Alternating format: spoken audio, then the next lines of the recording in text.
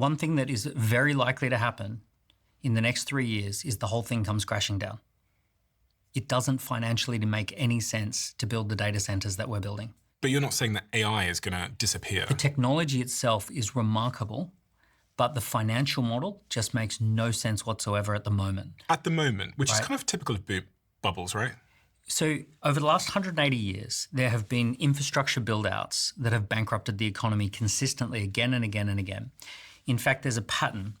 Whenever we spend more than 3% of the overall GDP of the economy on an infrastructure build-out, it bankrupts the economy briefly for 10 years, right?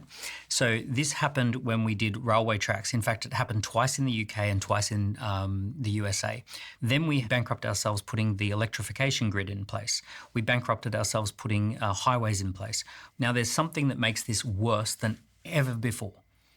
And that is that when we built train tracks, they lasted for 100 years. When we built roads, they lasted 50 plus years. The telecommunications, fiber optics, 30 years. All of these investments were multi-decade investments that we could get benefit from and leverage for decades. Data centers last 3 to 4 years before they need to be replaced. So we are building something that has a 3 to 4 year life cycle that costs hundreds of billions, and it has to be replaced every few years. And there is no financial model attached to this that justifies it at all. So one thing that I'm predicting is that in 2029, 100 years after the Great Depression, we will see a massive financial meltdown based off the back of these data centers that have been developed at the moment.